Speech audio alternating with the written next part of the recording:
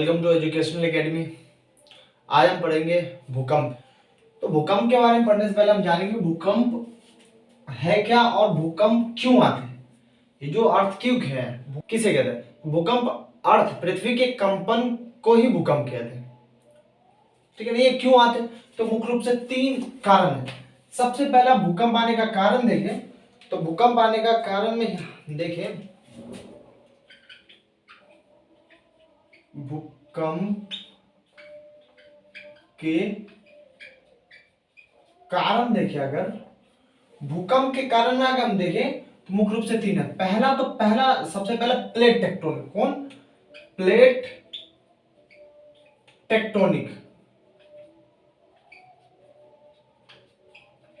अब plate tectonic के बारे में बात करें, जैसे प्लेट जो हमने पढ़े थे, रूपांतरित प्लेट, अपसारी और अभिसारी, ये 3 प्रकार की जो प्लेटें थी ये आपस में टकराने और आप दिशा में जो गति करते हैं इसके कारण जो कंपन उत्पन्न होता है उसी से को ही भूकंपीय प्लेट टेक्टोनिक भूकंप कहते हैं। दूसरा आता है ज्वालामुखी।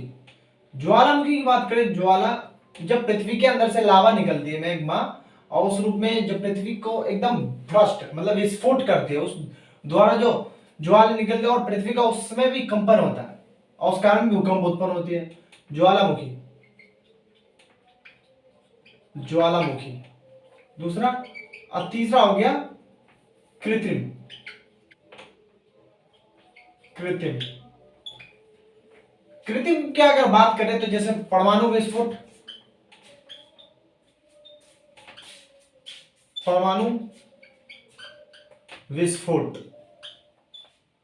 ज्वालामुखी, ये 3 मुख्य रूप से जिम्मेदार है।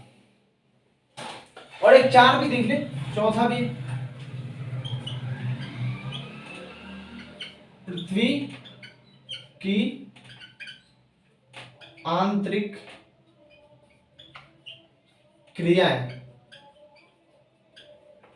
ये जो मुख्य रूप से 4 हमने पढ़े, ये 4 जो है भूकंप आने का कारण है।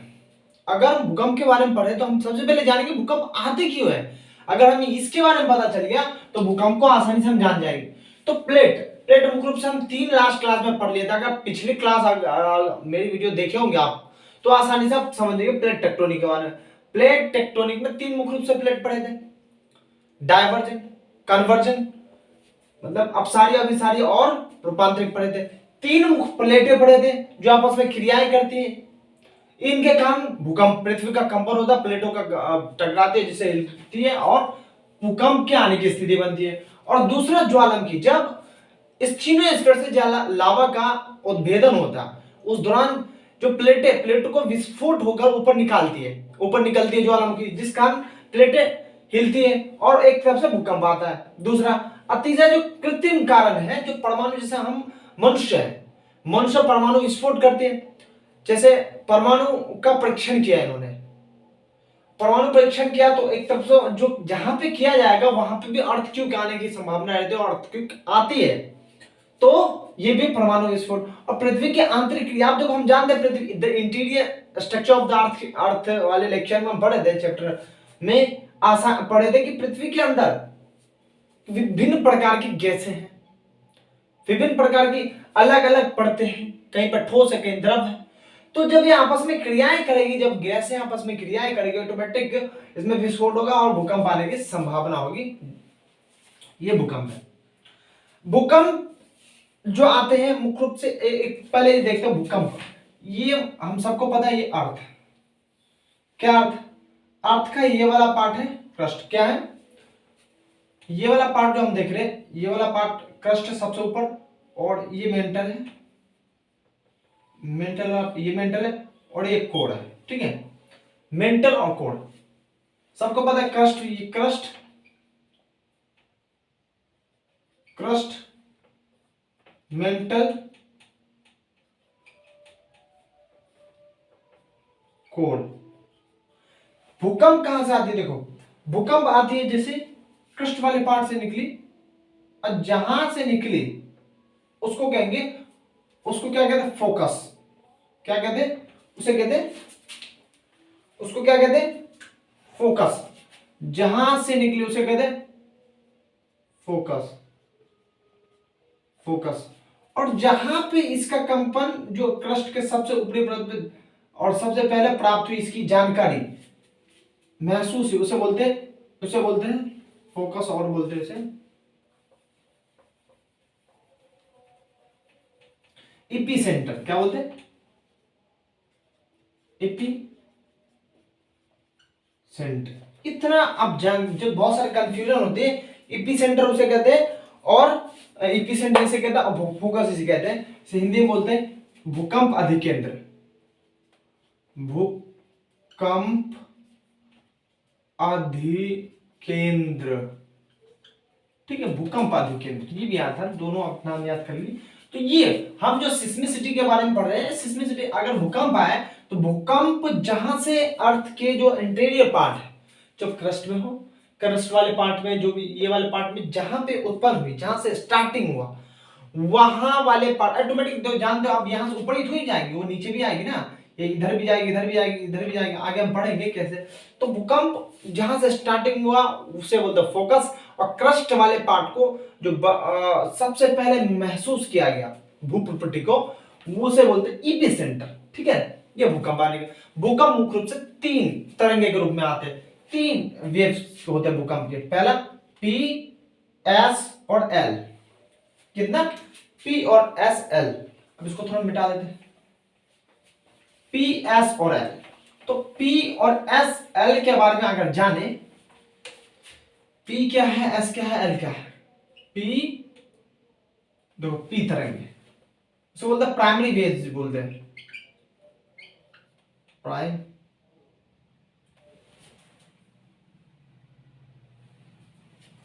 Primary waves. क्या बोलते हैं? प्राइमरी वेव्स, प्राथमिक तरंगे, प्राथमिक तरंगे, प्राइमरी वेव्स बोलते हैं, प्राथमिक तरंगे बोलते हैं। क्यों प्राइमरी बोलते हैं? क्योंकि ये तरंगे सबसे पहले फोकस से क्रस्ट वाले पार्ट पे बहुत स्पीड चलती है, सबसे तेज चलती है, और सबसे पहले मतलब क्रस्ट वाले पार्ट को भूप्रकृति आती है।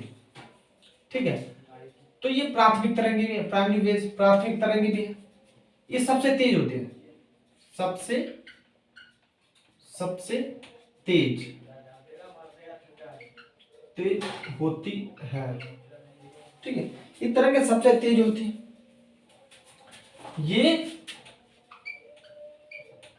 ये क्रस्ट, ये ठोस,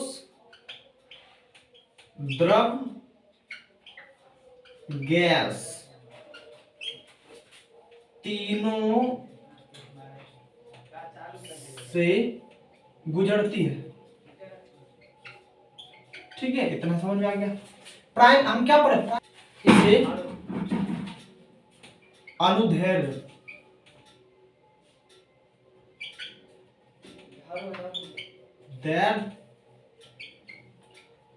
तरंग,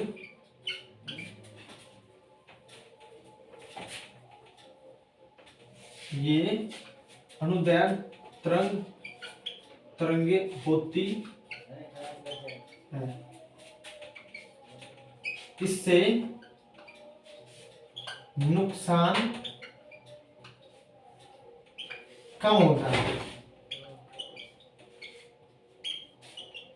ठीक है ना, ये जो रहती है अनुदैर्ध्य का मतलब ये बहुत ज्यादा ऊपर नीचे नहीं कर, अनुदैर्ध्य नहीं कर दिया जाता, ये दर्द। और ये साउंड, ये ध्वनि तरंगे होती है, साउंड वेव्स। ठीक है ना, क्या होती है? ध्वनि तरंग, साउंड वेव्स। तो प्राइमरी तरंगे के बारे में बात कर ले।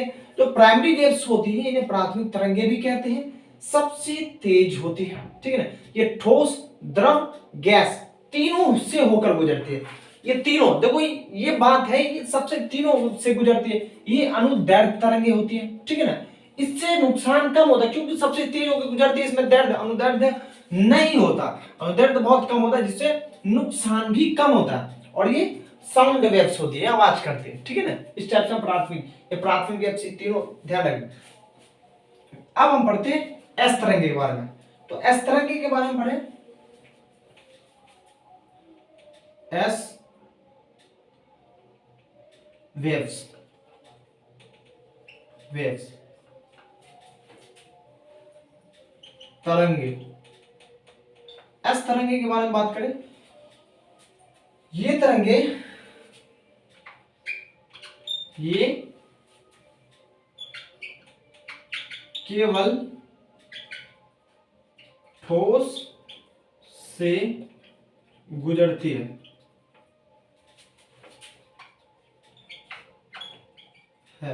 ठीक है। इसे द्वितीय तरंग, ये केवल ठोस से गुजरती है, इसे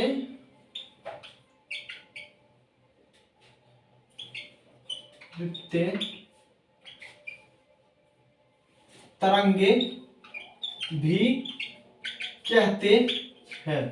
क्यों द्वितीय तरंगे बोलते हैं? ये ठोस से, इसलिए ये ठोस से ही गुजरती है, ये द्रव और गैस से नहीं गुजर पाते, अपना लेंथ हटा लेते, और इसलिए द्वितीय तरंगे बोलते हैं। क्यों द्वितीय तरंगे बोलते हैं? ये सेकंड वेव, ये प्राथमिक तरंगे के मुकाबले प्राथमिक तरंगे के मुकाबले कम तेज होती है।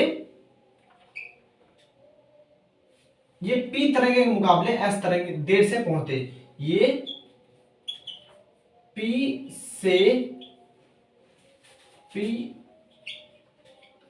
तरंगे से देर भूप्रपटी पर पहुंचती है। इनकी गति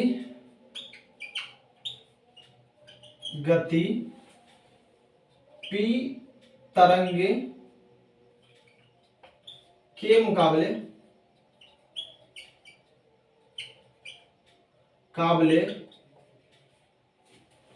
धीमी होती है,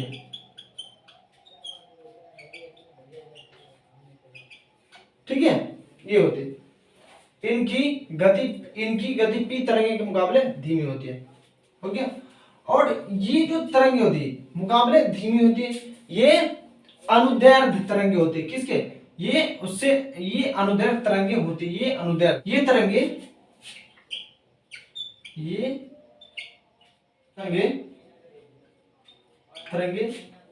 पी तरंगे से ज्यादा अनुदैर्ध्य होती है, दैर्ध्य होती है, ठीक है ना।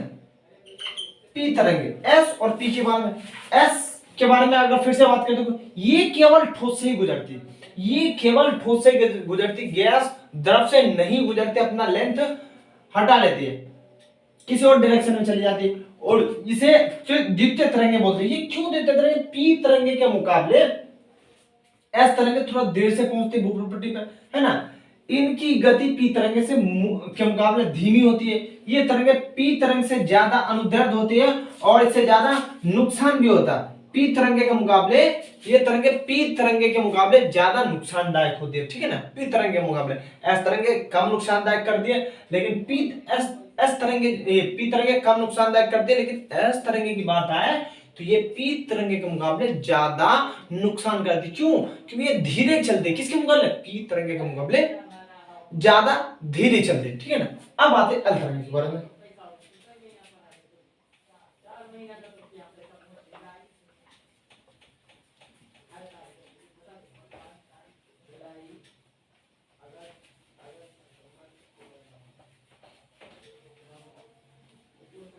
किसके बारे में? अब एल तरंगे के बारे में बात करते हैं। एल वेव्स, इसे लव वेव्स भी कहते हैं। क्यों? एल वेव्स मतलब धरातलीय है, इसे धरातलीय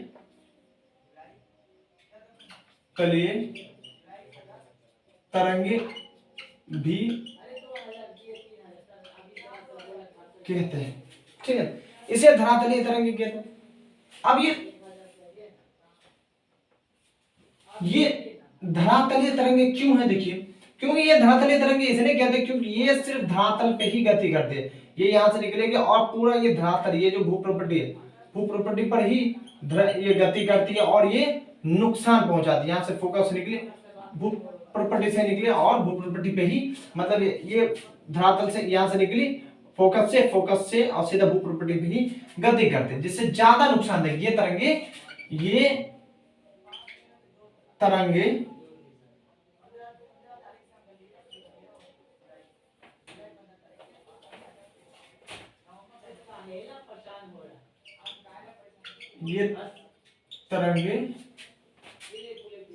ज्यादा नुकसानदायक होती है,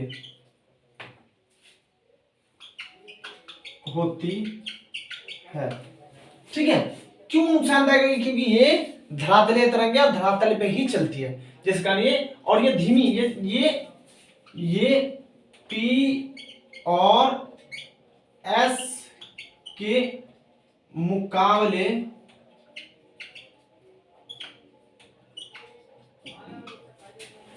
धीमी होती है, ठीक है।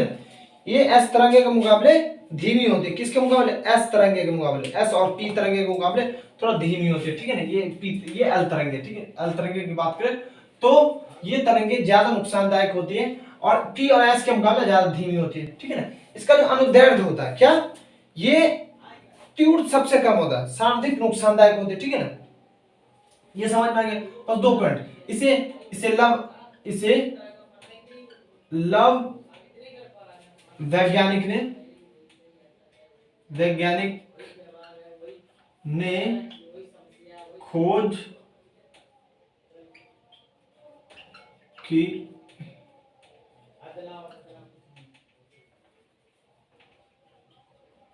और लव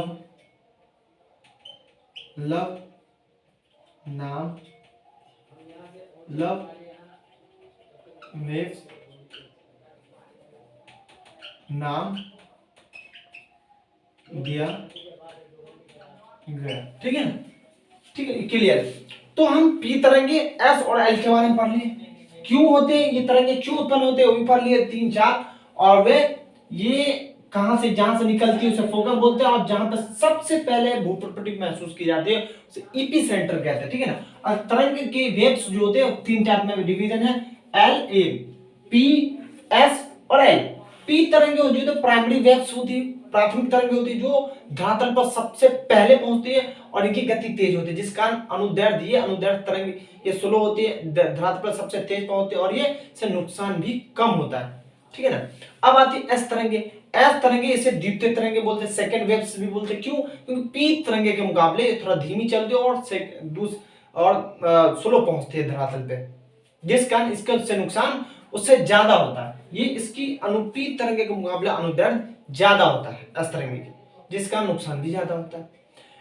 और ये सिर्फ ठोस में चलती है, ये सिर्फ ये ठोस वाले ही पार्ट में चलते हैं, ये सिर्फ ठोस वाले पार्ट में चलते हैं। अब एल तरंगे के बारे में बात करें, ये लव वैज्ञानिक ने इसकी खोजी, इसलिए इसे लव वेव्स भी कहते हैं, इसे धरातलीय तरंगे कहते हैं। क्यों कहते हैं? क्योंकि ये धरातल पे ही चलती है, यहाँ फोकस से निकला और धरातल पे ही चलेगी, जिसका नुकसान ज्यादा होता है।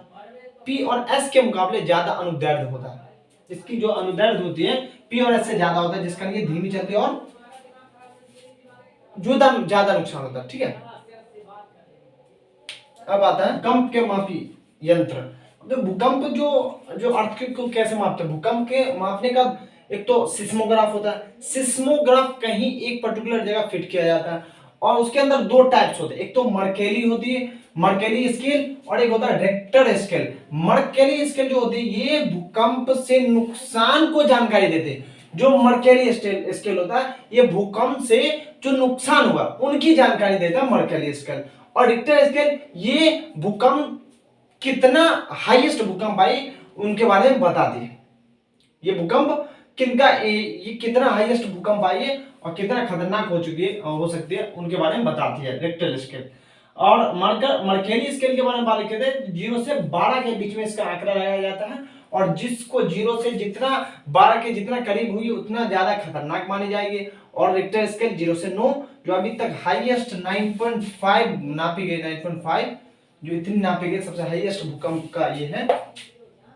0 से 9 के बीच में नापी जाती है, जो जितना 9 के करीब होगा उतना हाईएस्ट मतलब इसका एवरेज होता है, हाईएस्ट इसका होता है भूकंप का। अब उसके बाद सम भूकंपीय रेखा, आइसोसेमिक लाइन।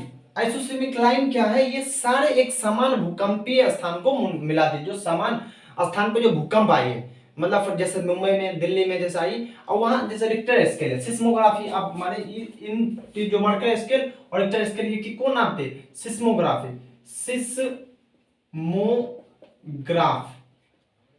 ग्राफ यही तो होता है। अब जो सिस्मोग्राफ जो मुंबई में जहां एवरेज भूकंप दिखाएगा उसी तरह दिल्ली में तो दिखाएगी ना, उसी तरह कोलकाता में दिखाएगी कितना एवरेज में भूकंप आया, कितना अभी भूकंप का एवरेज आया, उस टाइप से वो आंकड़े एक ही दिखाते हैं जो सिस्मोग्राफ होता है। तो उस हिसाब से ये नापी जाता है। अब जो समान स्थान पे जो ये दिल्ली, मुंबई, ये मद्रास में जितने टाइप से भूकंप आए जितना एवरेज में, तो वो बता देते हैं, ठीक है।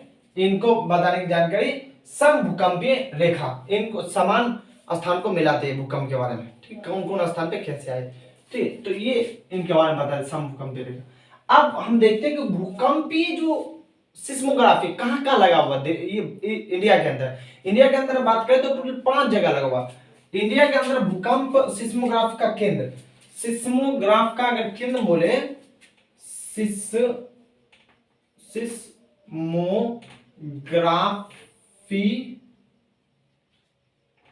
केंद्र,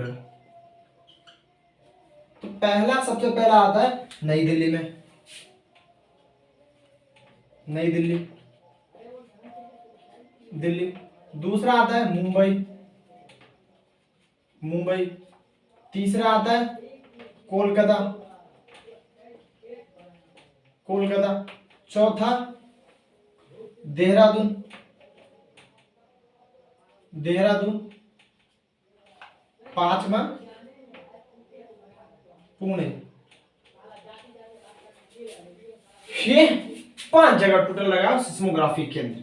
तो हम जान गए भूकंप के बारे में कि भूकंप अक्सर जो सिस्मोग्राफ से नापा जाता है। सिस्मोग्राफ के अंदर 2 टाइप्स होते हैं, एक मर्केरी स्केल, एक होता है रिक्टर स्केल। मर्केरी स्केल भूकंप से नुकसान को दर्शाते हैं, जो 0 से 12 के बीच में इसका आंकड़े लगाए जाते हैं। और रिक्टर स्केल जो भूकंप की एवरेज को दिखाती है, कितना हाईएस्ट इसका भूकंप आया, कितनी तेज गति से भूकंप आया, उसके बारे में जानकारी देती है, ठीक है ना। तो अभी तक 9.5 भूकंप नापे गए रिक्टर स्केल से, उस टाइप से। और एक आता सम भूकंपीय रेखा, ये शब्द है, ये आप जैसे सिविल सर्विस एग्जाम अगर लिखते हैं तो उसमें आप एक 5 नंबर का चाहिए वर्ड सब आ जाते हैं, 5 नंबर 10 नंबर पे आपको इसमें लिखना पड़ता है। जो सिस्मो आइसोसेमिक जो लाइन होती है क्या है, तो ये समान भूकंपीय स्थान को मिलाने वाली, जो एक समान वाले भूकंपीय स्थान को मिलाती है, उस लाइन को बोलते हैं सम भूकंपीय रेखा। एक आता है सिस्मोग्राफी केंद्र। ये सिस्मोग्राफी केंद्र के बारे में पढ़ेंगे। ये सिस्मोग्राफी केंद्र कहां कहां पे स्थापित है, तो पहला तो दिल्ली में, दूसरा मुंबई, कोलकाता, देहरादून और पुणे, 5 जगह भारत में टोटल मुख्य रूप से बड़ी बड़ी सिस्मोग्राफी मशीन जो यंत्र लगाई गई, ठीक है। इसका हम जानकारी ले लिए। अब हम पढ़ते कि मतलब जो पी, एस और एल तरंगे, प्राइमरी वेव्स, सेकेंडरी वेव्स और लव वेव्स, जो धरातलीय तरंगे, इन तीनों का जो कैसे कैसे एरिया, मतलब कौन कौन से एरिया से गुजरते हो देखते हैं। फॉर एग्जांपल माने ये पूरा अर्थ, अर्थ, ठीक है ना। अर्थ में ये देखें,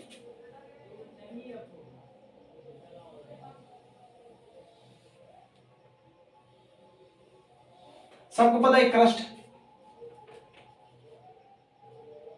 क्रस्ट, ठीक है। ये मेंटल,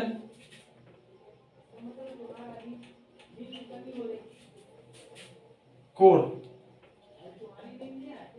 कोर, ठीक है।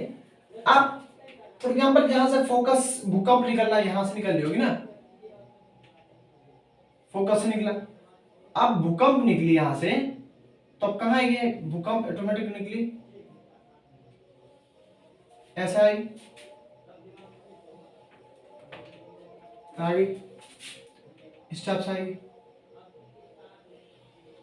इस टाइप से आएगी, इस टाइप से आएगी। दूसरे कलर से मैं करता हूँ, इस टाइप से आएगी, इस टाइप से आएगी, है ना, इस टाइप से ऊपर भी जाएगी, इधर भी आएगी और इधर भी जाएगी, इस टाइप से भूकंप आएगी, है ना। अब जो इसमें देखो, अब पी तरंगे होगी वो सीधा आएगी, जो पी तरंगे आएगी वो सीधा आएगी, वो सीधा आएगी पी तरंगे, ठीक है, वो सीधा, वो पी और एस से सबसे गुजरेगी।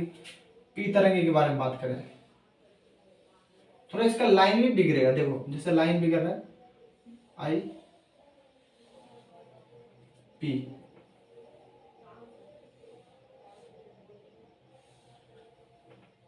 पी,